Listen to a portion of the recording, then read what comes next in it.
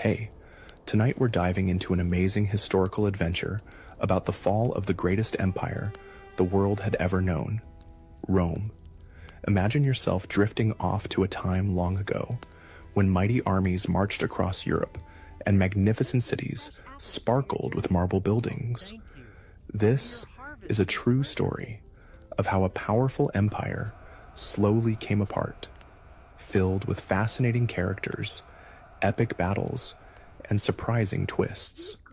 Perhaps you might like to dim the lights and get comfortable under your blankets as we travel back through time together. Congratulations, you've just woken up in the Roman Empire of the late 4th century. The good news is that you're in the most powerful civilization on Earth, controlling lands from Britain to Egypt, from Spain to Mesopotamia. Cities connected by amazing roads stretch across the landscape, with aqueducts bringing fresh water and grand buildings showing off Rome's wealth and power. The bad news? Well, things are about to get quite complicated. It's the year 376 AD, and you find yourself standing alongside the mighty Danube River, the northern border of the Roman Empire. The air is crisp with autumn chill, and you can see your breath forming little clouds as you watch an extraordinary sight unfolding before you. Thousands upon thousands of people, men, women, children, and elders, are gathered on the far bank of the river, desperately calling out to the Roman soldiers on your side. Who are they? You ask a Roman guard standing next to you. Goths, he says simply, his eyes narrowed with suspicion. Barbarians from beyond our borders. They're begging Emperor Valens to let them cross and settle within the empire. You observe these so-called barbarians more carefully. They don't look particularly fearsome at the moment. In fact, they look frightened. Many are carrying what few possessions they could bring, and children cling to their parents.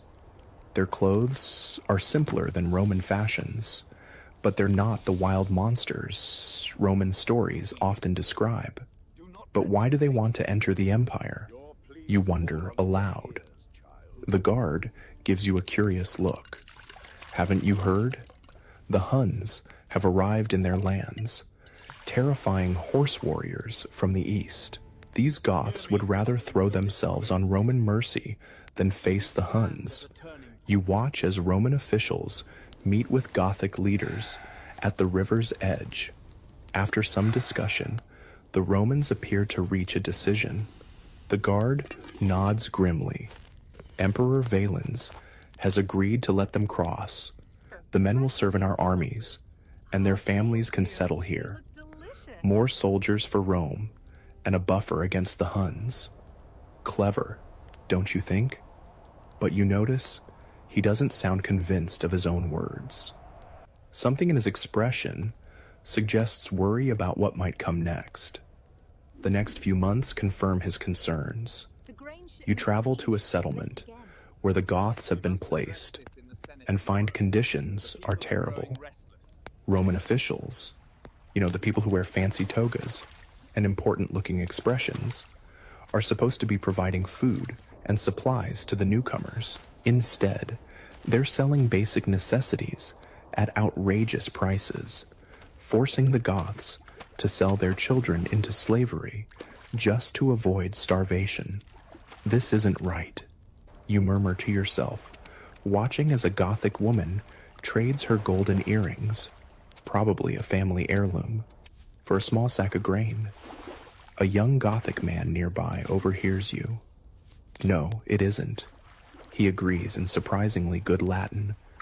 We came seeking protection, offering our service to Rome. This is how we're treated. His hands clench into fists. There's talk among our people. Some say we should fight back. His words prove prophetic. By 378 AD, just 2 years after crossing the Danube, the mistreated Goths have risen in rebellion. You've made your way to the Eastern Imperial capital of Constantinople, where alarming news spreads through the city. Emperor Valens is marching with a great army to put down the Gothic uprising. In the Grand Palace, you witness advisors urging caution. Wait for your navigation to arrive with reinforcements from the west, counsels one general. The Goths are more numerous than our scouts first reported. But Valens, with a dismissive wave of his bejeweled hand, rejects this advice. I will not share the glory of victory with my young nephew. These are mere barbarians. They cannot stand against a proper Roman army. Pride comes before a fall, as the saying goes, and you soon hear devastating news from a place called Adrianople, or Hadrianople, one of those ancient cities with slightly different spellings depending on who you ask. On August 9th, 378 AD, Emperor Valens led his army against the Goths, confident of an easy victory. Instead, the Roman forces were overwhelmed. The emperor himself was killed, along with nearly 2/3 of his army. Thousands of trained soldiers lost in a single afternoon. It's a disaster, people cry in the streets of Constantinople. The worst defeat since Cannae during the wars with Hannibal, centuries ago. You understand why everyone is so shocked. The Romans were used to winning battles against so-called barbarians. This wasn't supposed to happen. It would be like seeing a champion boxer knocked out by someone who'd never stepped in a ring before. In the aftermath, you meet a young Roman officer who survived the battle, his arm in a sling, and his eyes haunted by what he witnessed. We underestimated them, he tells you quietly. These weren't disorganized tribesmen. The Gothic cavalry attacked with discipline and coordination, and their leader, Fritigern, he outsmarted our commanders at every turn.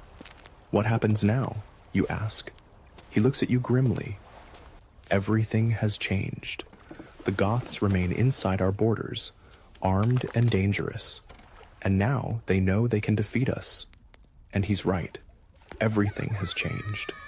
The new emperor, Theodosius I, eventually makes peace with the Goths in 382 AD, but on terms that would have been unthinkable before Adrianople.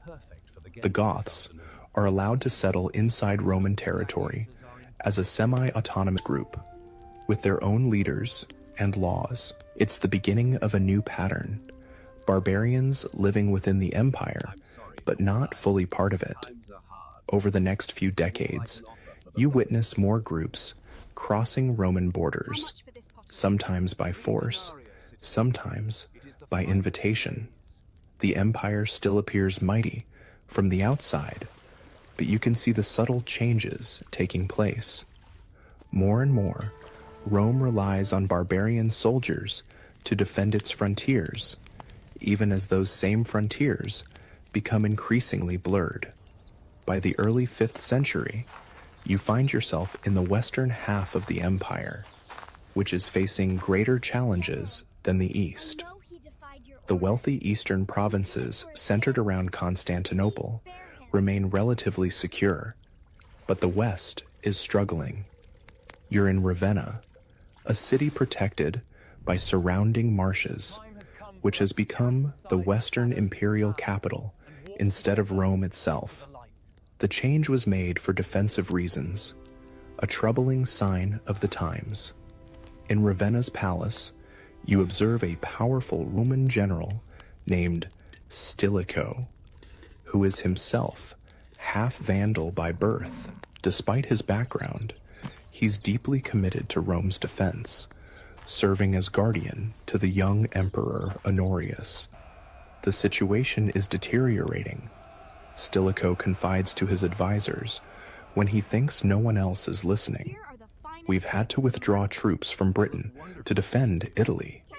The Rhine frontier is thinly guarded, and now I hear the Goths are on the move again, led by a new king named Alaric. This Alaric, you learn, had once served in the Roman military himself. Now he leads his people, the Visigoths, with ambition and cunning. He wants official recognition, land, and payment from the empire. When these demands aren't met, he turns to threats and violence. In 401 and 402 AD, Alaric invades Italy, though Stilicho manages to drive him back. But the empire faces threats from multiple directions. In 405, another Gothic leader, Radagaisus, invades with a large force before being defeated by Stilicho near Florence. Then comes a devastating winter of 406-407 AD. The Rhine River, which normally serves as a natural barrier protecting Roman Gaul, what you might know as France, freezes solid enough for an army to cross, and cross they do. Vandals, Alans, Suevi, and other groups pour across the frozen river on December 31st, 406, breaking through Rome's weakened defenses and ravaging the wealthy provinces beyond. Stilicho, despite his successes, falls victim to court politics. In 400 AD, he's executed on charges of treason, charges that you, having observed his dedication to Rome, know to be false. His death removes the Western Empire's most capable defender at a critical moment.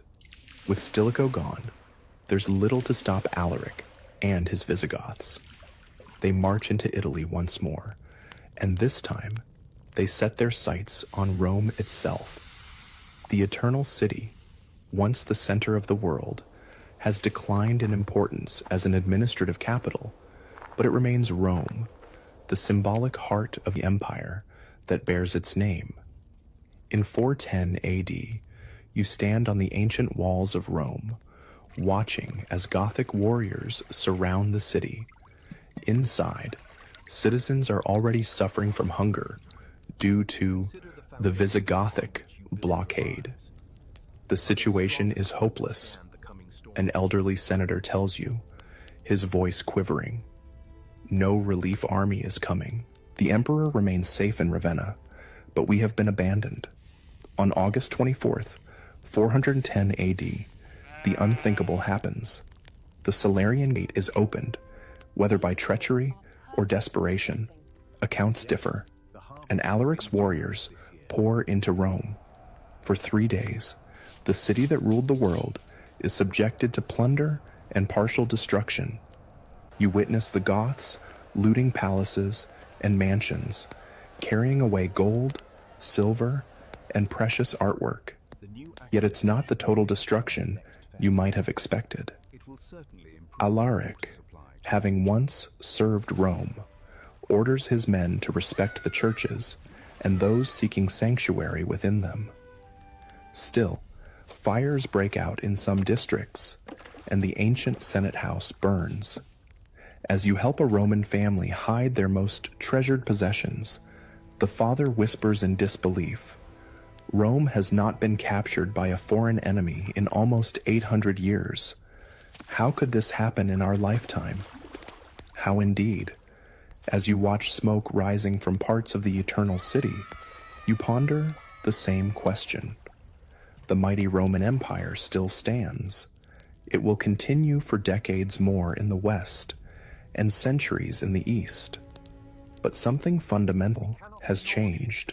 The invincibility of Rome, the certainty of its eternal dominance, has been shattered like a clay pot dropped on marble floors. Alaric doesn't stay to rule Rome. After the sacking, he leads his people south, apparently aiming for Africa, Rome's granary, and a wealthy prize. But he never makes it.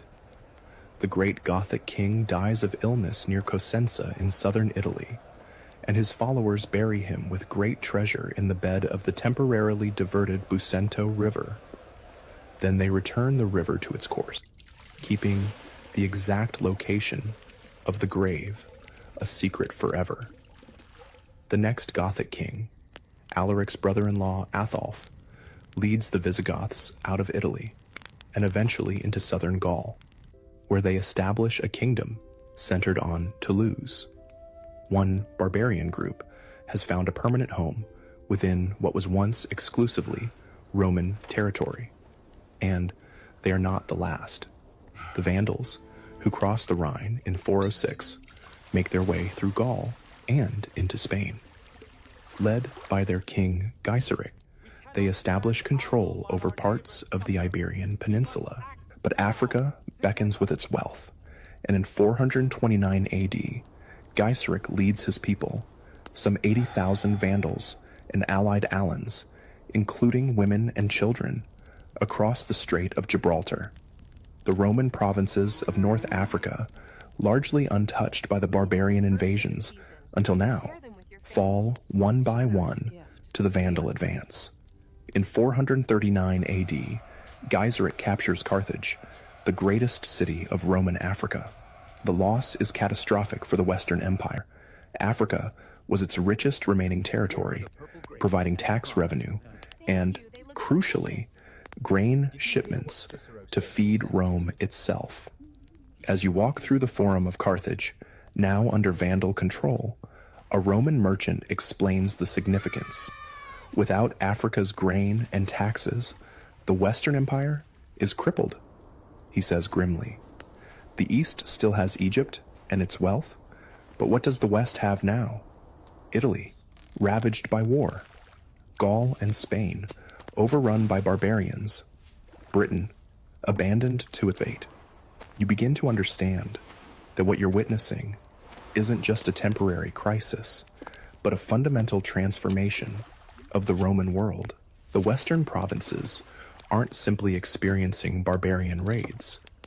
They're being settled by new peoples who are establishing their own kingdoms on formerly Roman soil. And on the distant eastern frontier, beyond the Mediterranean world, you've come to know a new force is gathering strength. The Huns, under their fearsome leader Attila, they will soon threaten both halves of the Roman Empire, adding further pressure to an already strained system. But that story will have to wait for tomorrow night.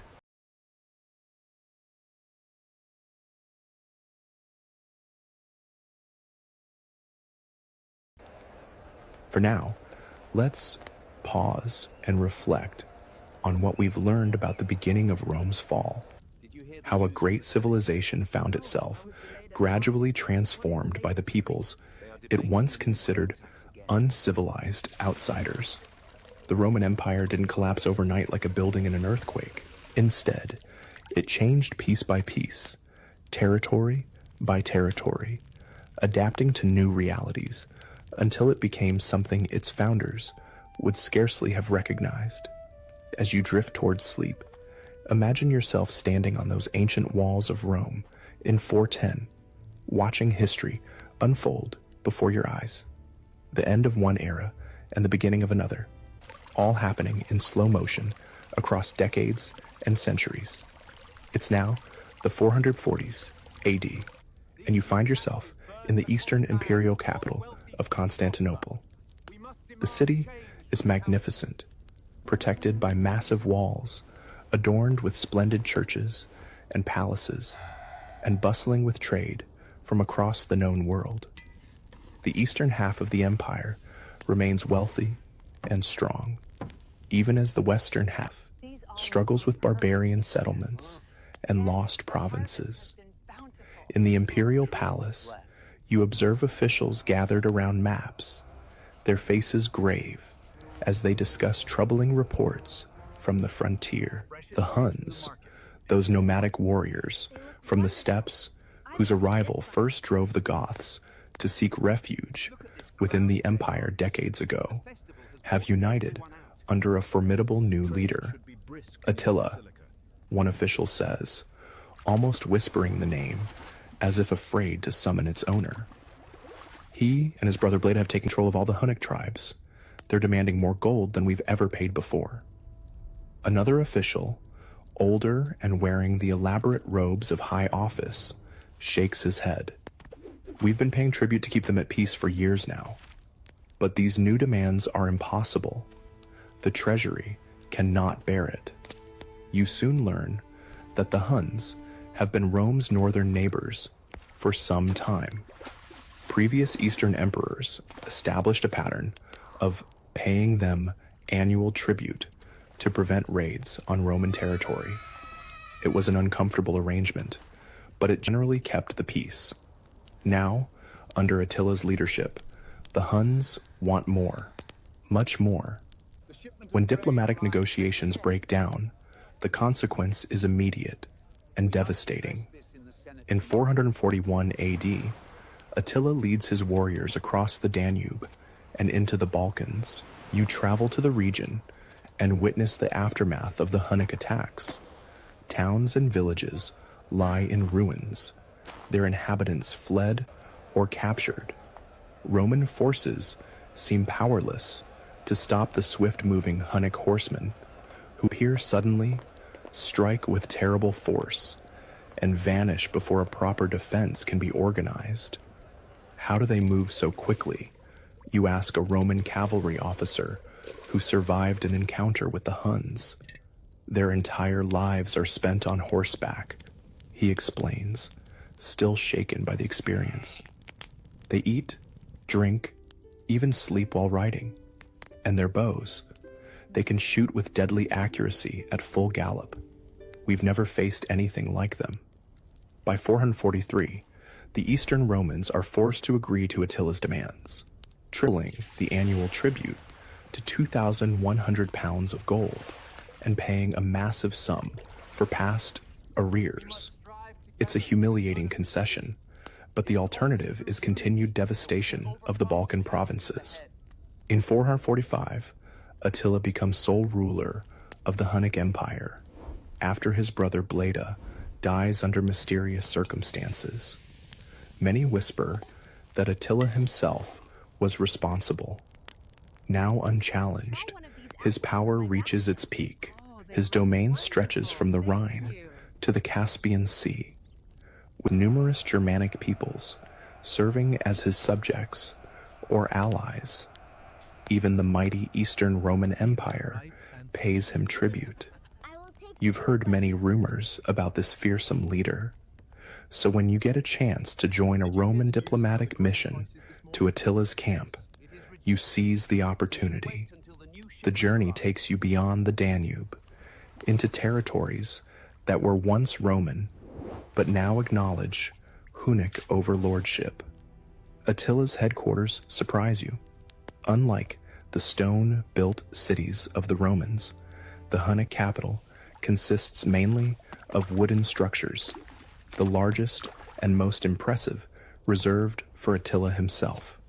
It's not primitive, as Romans often describe barbarian settlements, but different, adapted to a people who value mobility over permanence.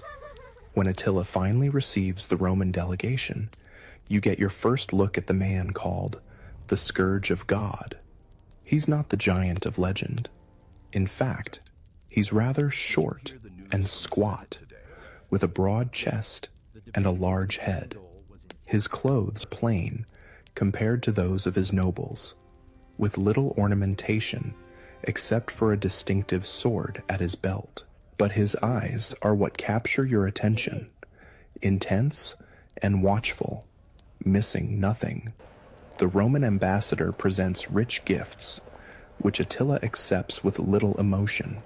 He sits on a wooden throne, listening impassively as flowery diplomatic speeches are translated by interpreters. You notice that while he doesn't speak Latin or Greek, he seems to understand much of what is said before the translation. Later, at a feast in the ambassador's honor, you observe Attila closely. While his followers drink from ornate gold and silver cups, many clearly looted from Roman territories, Attila himself uses a simple wooden cup and eats from a wooden plate. He remains sober, while many of his warriors become drunk and boisterous. A Roman diplomat standing nearby notices your interest. "Don't be fooled by his simplicity," he murmurs. "It's calculated." He presents himself as uncorrupted by luxury to his followers, even while he demands gold from Rome. Quite clever, really. The diplomat continues, sharing what he's learned about this mysterious leader. They say he discovered an ancient sword buried in the earth, the weapon of their war god. He claims it gives him the divine right to rule the world. His people believe him a god king. Whether divine or not, Attila is certainly a shrewd politician. You learn that he's using a supposed insult. A Roman official allegedly plotted to assassinate him as pretext for breaking the peace with the Eastern Empire once again. In 447, he launches another massive invasion of the Balkans, defeating a Roman army at the Battle of the Utus River and advancing almost to the walls of Constantinople itself. The eastern capital is saved by its massive defenses. The great Theodosian walls proved too formidable even for Attila's hordes, but the surrounding countryside is devastated, and the Eastern Empire must again sue for peace on even more humiliating terms. In 450 AD, the political landscape shifts. Theodosius II, Emperor of the East, dies after falling from his horse. His successor, Marcian, is made of sterner stuff and refuses to continue paying tribute to the Huns. At the same time, Attila's attention turns westward, toward the struggling western half of the empire. The Western Empire is now led by Emperor Valentinian III, though real power rests with his general Flavius Aetius. Remarkably, Aetius once lived among the Huns as a hostage in his youth, and knows their ways well. He even used Hunnic mercenaries earlier in his career to secure his position in Rome. If anyone can deal with the Hunnic threat, it would be him. Attila finds a convenient pretext for invading the West. Honoria, sister of Emperor Valentinian, sends Attila her ring and a message asking for his help, apparently to escape an unwanted marriage. Attila chooses to interpret this as a proposal and demands half the Western Empire as her dowry. When Valentinian refuses, Attila prepares for war, gathering a massive force that includes not only his Huns, but also contingents from various subject peoples. In early 451 AD, this great army crosses the Rhine and invades Gaul. You travel ahead of the invasion and witness the terror that precedes Attila's advance. Cities are abandoned, their populations fleeing with whatever they can carry. Those who cannot escape pray for deliverance. The Hunnic reputation for brutality has spread far and wide. In this desperate moment, you observe something remarkable. Former enemies uniting against a common threat. In Gaul, Aetius pulls off a diplomatic masterpiece, forming a coalition that includes not only Roman forces, but also Visigoths under King Theodoric Thurs, Alans, Burgundians, Franks, and Saxons. It's an alliance of peoples who were often fighting each other just a short time before. A battle is coming, a clash that may determine the fate of Western Europe. You make your way to the Catalonian Plains, also called the Catalan Fields, near the city of Troyes in northeastern Gaul. There, in the summer of 451 AD, the two great armies finally meet. The scale of the confrontation is breathtaking. Tens of thousands of warriors face each other across the rolling plains. Attila's forces include his Hunnic horsemen, as well as subject Germanic peoples like the Ostrogoths. Aetius commands his Romano-Germanic coalition, with his own Roman troops forming just one part of the diverse army. The battle begins with skirmishes, as both sides test each other's strength. Then comes a struggle for a ridge that dominates the battlefield. The fighting is fierce, with neither side giving ground easily. King Theodoric of the Visigoths is killed in the melee, But his son rallies his warriors to fight on with even greater determination, seeking vengeance for their fallen leader. By sunset, the field is strewn with the dead and dying. Attila's forces have been pushed back to their wagon circle, where they prepare for a last stand. But Aetius, perhaps wary of what complete victory might mean, would the Visigoths become too powerful if the Hunnic threat is eliminated, does not press the attack as darkness falls. Under cover of night, Attila prepares a funeral pyre of saddles. If his defenses are breached the next day, he plans to throw himself into the flames rather than be captured. But the expected attack never comes. By morning, Aetius has withdrawn some of his forces, leaving Attila a path to retreat. And retreat he does. For the first time, the great conqueror has been stopped. Though not decisively defeated, his aura of invincibility is broken. The West has been saved for now. But Attila is not finished. In 452 AD, he invades Italy itself. You follow the news of his advance with dread, knowing that the Western Empire has committed most of its military strength to the defense of Gaul. Italy lies relatively unprotected. City after city falls to the Hunnic advance. Milan is taken, and Attila sits on the imperial throne there in a calculated insult to Roman authority. As his forces approach Rome, panic spreads through the eternal city. Will Rome suffer a fate worse than the Gothic sack of 410? In this moment of crisis, an unusual embassy leaves Rome to meet with Attila, led not by a general or imperial official, but by Pope Leo I. You join the papal entourage out of curiosity, wondering what a religious leader could possibly offer that might turn back the Hunnic king. The meeting takes place near Mantua, at the river Po. Pope Leo, dignified in his clerical robes, addresses Attila with calm authority. The content of their conversation isn't recorded for posterity, but the result is clear. After the meeting, Attila orders his army to withdraw from Italy. Later legends will claim that Attila saw the apostles, Peter and Paul, floating above the Pope's head, threatening him with divine retribution if he attacked Rome. A more practical explanation might be that Attila's army was suffering from disease and food shortages, and the Eastern Empire was threatening his territories on the Danube. Whatever the reason, Rome is spared. The following year, 453 AD, brings unexpected news. Attila is dead. The circumstances are rather anticlimactic for such a legendary figure.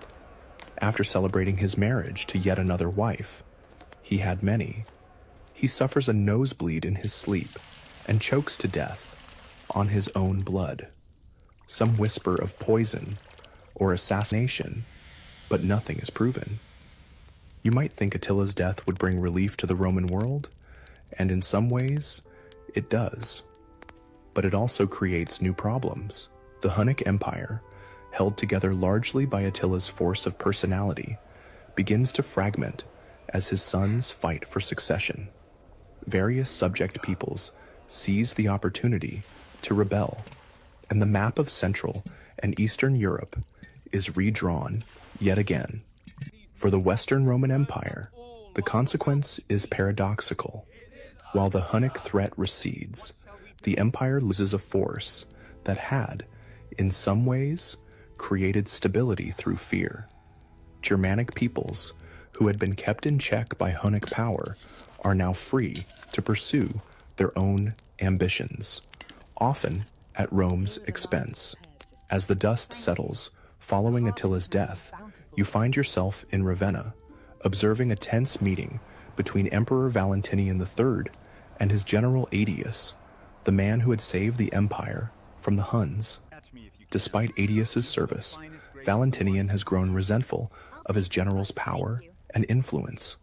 On September 21st, 454 AD, as Aetius presents a financial report to the emperor, Valentinian suddenly draws his sword and strikes him down.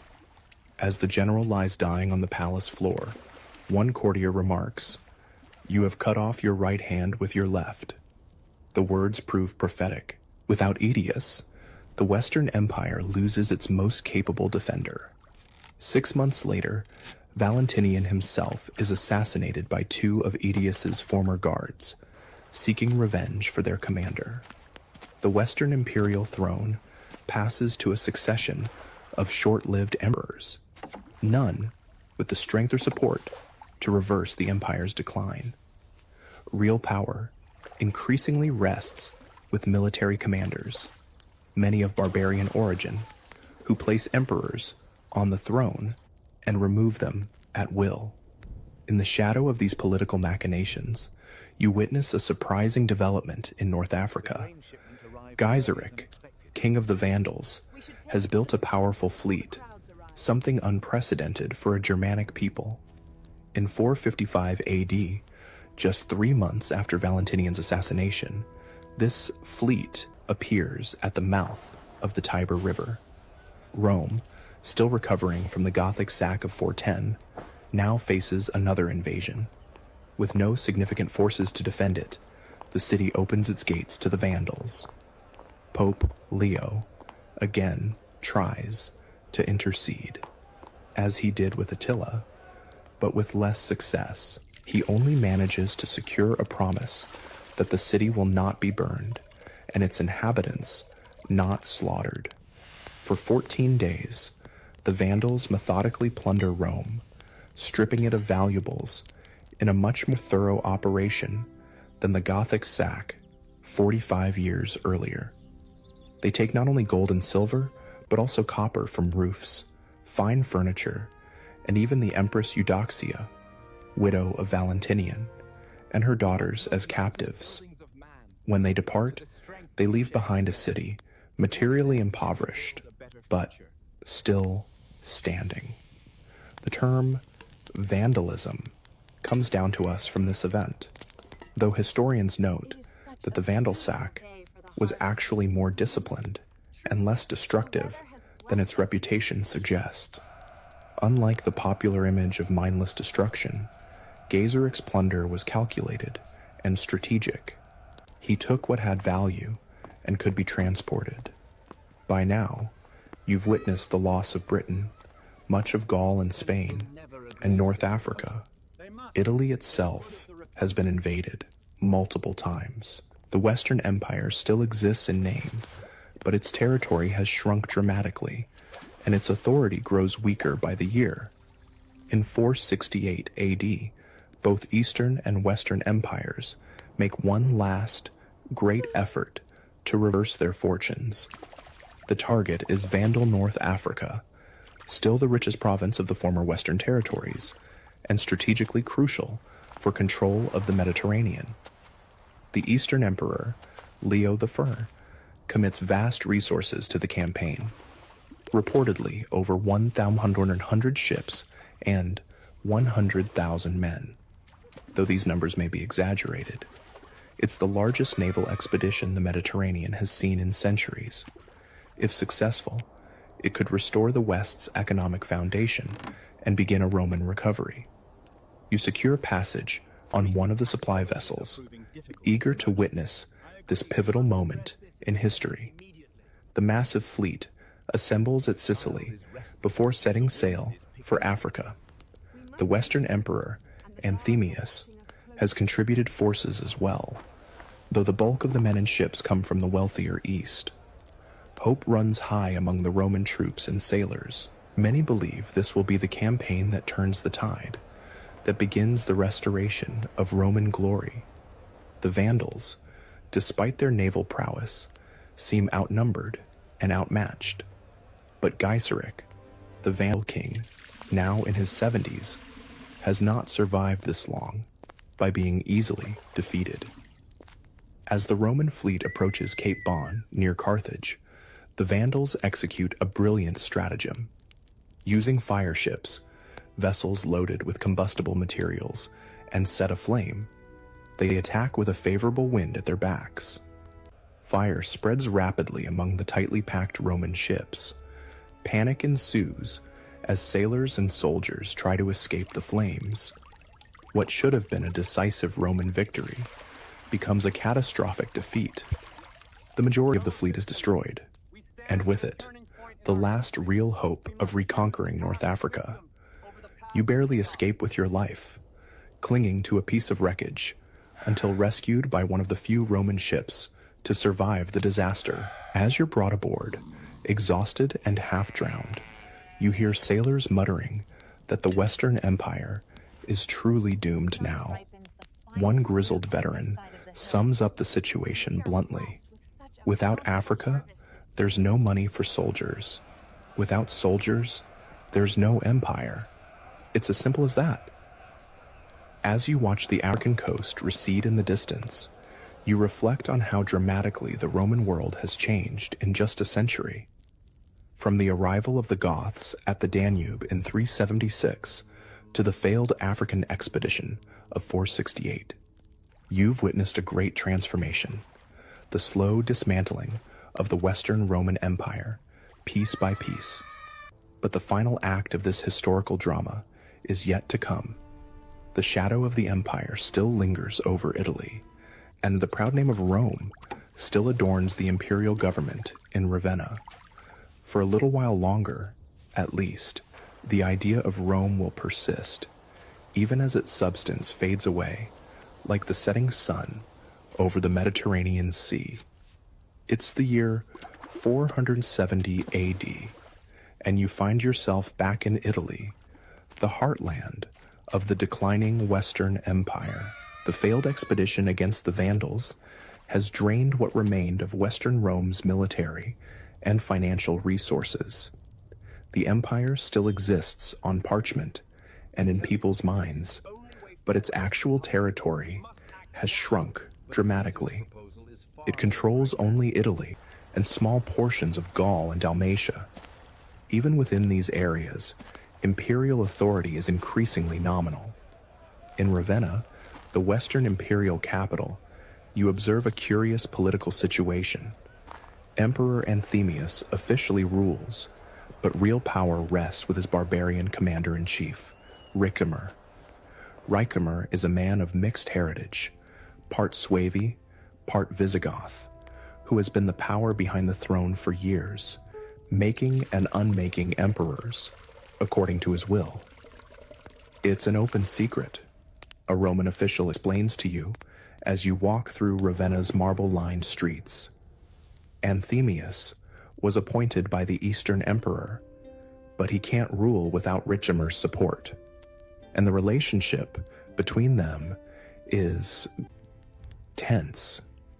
Indeed, the tension soon erupts into open conflict. In 472 AD, Ricimer besieges Anthemius in Rome. After a 5-month siege marked by hunger and suffering among the city's population, Ricimer's forces break through. Anthemius, disguised as a beggar, tries to flee, but is captured and executed. Ricimer places his own candidate, Olybrius, on the imperial throne, but both men die of natural causes within months, leaving a power vacuum in an already fragile state. The pattern repeats itself with the next emperor, Glycerius, who was appointed without Eastern approval and then removed when Julius Nepos arrives from Constantinople with Eastern backing in 474 AD. Nepos forces Glycerius to become a bishop and takes the throne himself. It's like watching children play musical chairs, remarks an aging senator, as you observe the ceremonies installing yet another emperor. Except the music is a funeral dirge for Rome. Behind these imperial puppet shows, real power increasingly shifts to military commanders of barbarian origin and their armies. The Western Empire simply lacks the resources to maintain a purely Roman army. More and more, its defense depends on federated barbarian troops led by their own chieftains. In 475 AD, another such commander makes his move, Orestes, a former secretary of Attila the Hun, who has risen to become master of soldiers, magister militum, in the Western Empire, rebels against Nepos, and drives him from Italy back to Dalmatia. Rather than take the throne himself, Orestes proclaims his young son, Romulus, as emperor. The boy, probably around 12 years old, is mockingly called Augustulus, Little Augustus, by his detractors, a diminutive form that sadly contrasts with the name of Rome's revered first emperor, Augustus. Few could have guessed that this child would be the last to bear the title of Western Roman Emperor. You meet young Romulus at the imperial palace in Ravenna and find him to be a solemn, somewhat bewildered boy, clearly a pawn in his father's political ambitions. He wears the imperial purple and goes through the motions of ceremonial duties, but decisions are made by Orestes. Do you enjoy being emperor? You ask him during a quiet moment, away from court officials. The boy looks at you with sad eyes that seem too old for his face. I do what my father tells me. He says I must be brave like the original Romulus who founded Rome. But I hear the soldiers talking when they think I'm not listening. They say I'll be the last emperor, not the first. His words prove prophetic. In 476 AD, the barbarian troops that form the backbone of the Western army, Heruli, Syrians, and Rugians, demand something new from Orestes. They want permanent settlements in Italy, 1/3 of the land to call their own. It's the same pattern seen in other former Western provinces, where barbarian soldiers have been granted territory in exchange for military service. But Orestes refuses. Italy is different, he insists. It's the heart of the empire, not a frontier province to be parceled out to foreign troops. His refusal triggers a mutiny led by Odoacer, an officer of Syrian birth who has risen through the ranks of the Roman army. You witness the swift collapse of Orestes' position as troops across Italy declare for Odoacer.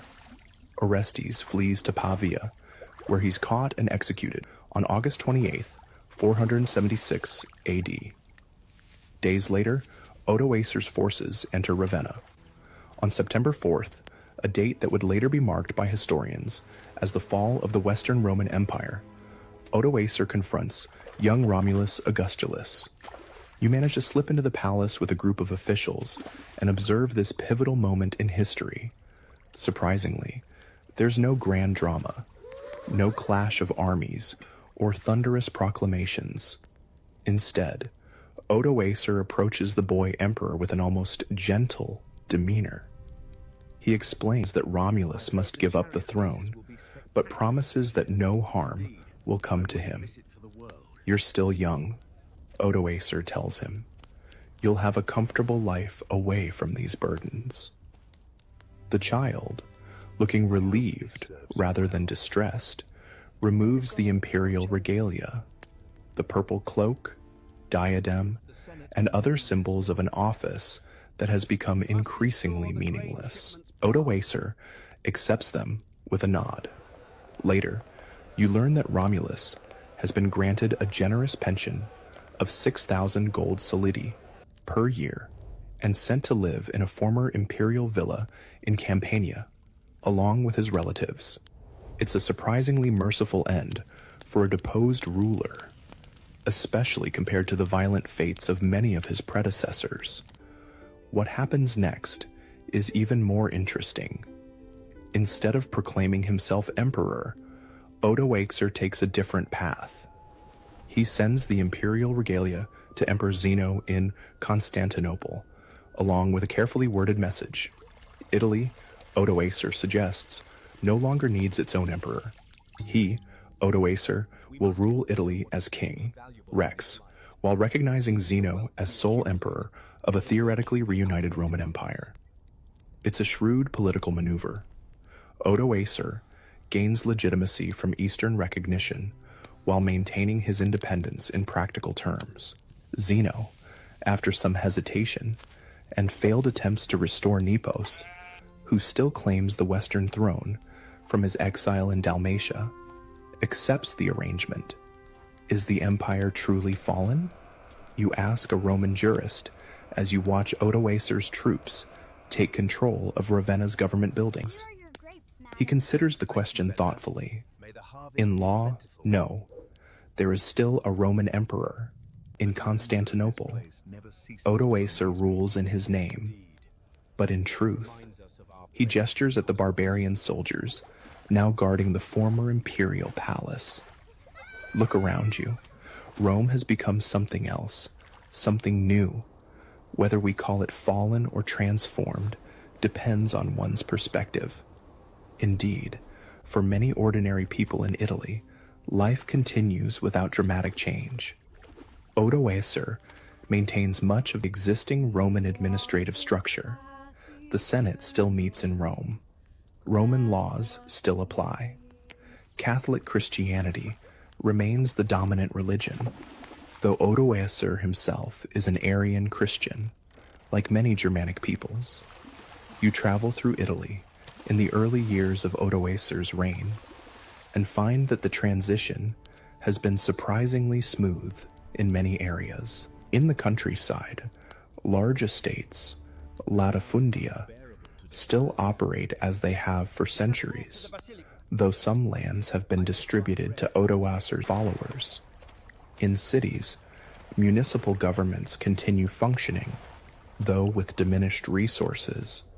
The biggest change, explains a city councilor in Milan, is that tax revenue no longer flows to support an imperial court and army.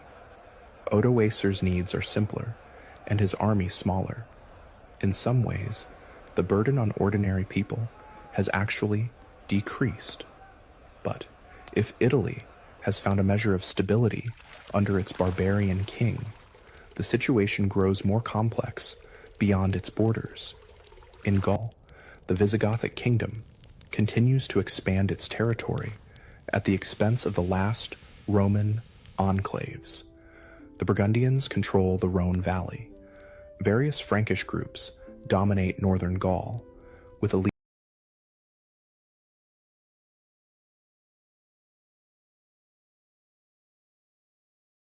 leader named Clovis, beginning to unite them into what will eventually become the Kingdom of France. In North Africa, the Vandal kingdom remains powerful under the aging Gaiseric, who finally dies in 477 after nearly 50 years of rule. Spain is divided between Visigoths, Suevi, and the remaining Roman territory. Britain, abandoned by Roman forces decades earlier, has seen the arrival of Angles, Saxons, and Jutes, who are gradually establishing their own kingdoms as they push back the Romanized British population. The map of Western Europe has been fundamentally redrawn, the unified imperial system replaced by a patchwork of successor kingdoms, most ruled by Germanic peoples who have adopted varying degrees of Roman culture and institutions. In 480 AD, another link to the old order is severed when Julius Nepos, still claiming to be the legitimate Western emperor from his refuge in Dalmatia, is assassinated by his own retainers. Odoacer uses the opportunity to annex Dalmatia to his kingdom, further expanding his realm. For the next dozen years, Odoacer rules Italy effectively, defending its borders and even conducting successful campaigns against the Rugians to the north. But in Constantinople, a new threat to his position is emerging. The Eastern Emperor Zeno has never been fully comfortable with Odoacer's independent power in Italy. When problems arise with another Germanic group, the Ostrogoths, Zeno sees an opportunity to kill two birds with one stone. The Ostrogoths, cousins to the Visigoths, who had sacked Rome in 410, have been settled in the Balkans as Roman foederati, allies.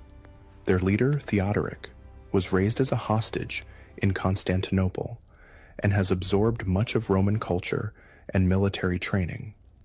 But relations between the Ostrogoths and the Eastern Empire have deteriorated, with Theodoric's people ravaging imperial territories. In 488 AD, Zeno makes Theodoric an offer. If he will lead his people to Italy and overthrow Odoacer, he can rule the peninsula as the emperor's representative. It's a convenient solution for Zeno. Either Theodoric defeats Odoacer, replacing one barbarian king with another who might be more loyal to Constantinople, or the two barbarian forces weaken each other, allowing for potential imperial reassertion later. Theodoric accepts the offer. In the autumn of 488, the entire Ostrogothic nation, warriors, women, children, and the elderly, with all their possessions loaded on wagons, begins the journey from the Balkans to Italy. It's another migration, similar to the Gothic crossing of the Danube over a century earlier, but this time with imperial blessing. You join a Roman diplomatic mission sent to meet Theodoric as his people cross the Julian Alps into northeastern Italy. The Ostrogothic king impresses you with his dignity and cultivation. He speaks fluent Greek and Latin, dresses in a style that blends Roman and Gothic elements, and carries himself with the confidence of a man educated in imperial courts. Tell your master Odoacer that I come by the emperor's command. Theodoric tells your party's leader. Italy should have but one ruler, and the emperor has chosen me. If Odoacer submits, he may yet find mercy. But Odoacer has no intention of surrendering the kingdom he has built. In August 489, he meets Theodoric's forces at the Isonzo River near Aquileia. Despite a valiant effort, Odoacer's army is defeated and forced to retreat. A second battle at Verona ends similarly, with Theodoric victorious. Odoacer falls back to Ravenna, that same swamp-protected city that has sheltered Western emperors during previous invasions. With its strong defenses and access to the sea for supplies, Ravenna can potentially withstand a siege for years. And indeed, that's what unfolds. After some initial maneuvers and skirmishes, including a surprise counterattack by Odoacer that temporarily drives Theodoric back, the conflict settles into a prolonged siege of Ravenna beginning in 490. The stalemate continues for almost 3 years. By early 493, both sides are exhausted. The war has devastated much of northern Italy, and neither ruler can claim a decisive advantage. Finally, with the mediation of the Bishop of Ravenna, Odoacer and Theodoric agree to a compromise. They will rule Italy jointly, sharing power in a form of co-regency. On March 5th, 493, Theodoric enters Ravenna peacefully to formalize this agreement. A great feast is prepared to celebrate the new arrangement. You manage to secure an invitation, curious to witness this historic reconciliation. The banquet hall is filled with the elites of both factions, Ostrogothic nobles and Odoacer's followers, along with Roman officials who have worked with both regimes. Theodoric and Odoacer recline at the head table, sharing wine and seemingly cordial conversation. The atmosphere is tense but hopeful. Then, suddenly, Theodoric rises and approaches Odoacer. In a swift, shocking movement, he draws his sword and strikes down his co-ruler. Odoacer's men, having been separated from their weapons before entering the banquet, are quickly overwhelmed. The planned co-regency was a ruse. Theodoric had intended all along to eliminate his rival and rule alone. So perishes every enemy of the Gothic people, Theodoric announces to the stunned assembly. Rome has a new master now. In the days that follow, Odoacer's remaining supporters and family members are hunted down and killed. The brief experiment in power sharing ends in blood, establishing a pattern that will repeat throughout the early medieval period as competing rulers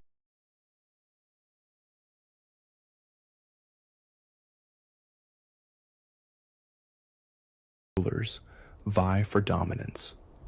With Odoacer gone, Theodoric becomes the undisputed ruler of Italy. Though officially governing as the Eastern Emperor's representative, he effectively creates an independent Ostrogothic kingdom with its capital at Ravenna. Theodoric's reign, which will last for 33 years until his death in 526, marks a significant chapter in post-Roman Italy. Unlike some other barbarian rulers, he works diligently to preserve Roman institutions and culture while maintaining his position as a Gothic king.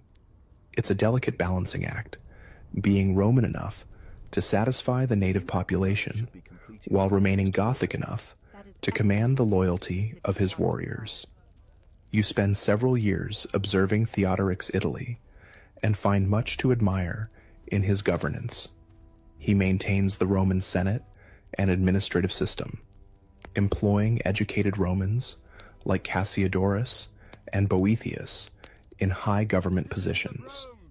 Roman law continues to apply to the Roman population, while Gothic customary law governs Theodoric's own people. He undertakes building projects, repairs infrastructure, and ensures food supplies for major cities. The purpose of Gothic strength is to protect Roman civilization, Theodoric declares in one public address you attend. It's a statement that captures his vision, using Gothic military power to preserve what he values in Roman culture and institutions. Yet, challenges remain. Like Odoacer and many Gothic leaders, Theodoric is an Arian Christian, while the Roman population follows the Nicene Catholic Christianity, officially endorsed by both Eastern and Western empires since the Council of Nicaea in 325. This religious difference creates a persistent barrier between the Gothic rulers and their Roman subjects. And, despite Theodoric's pretense of ruling on behalf of the Eastern Emperor, relations with Constantinople remain complicated. The Eastern Empire never fully accepts the legitimacy of Gothic rule in Italy, regarding it as a temporary arrangement at best. As Theodoric consolidates his power in Italy, similar processes unfold across the former Western provinces.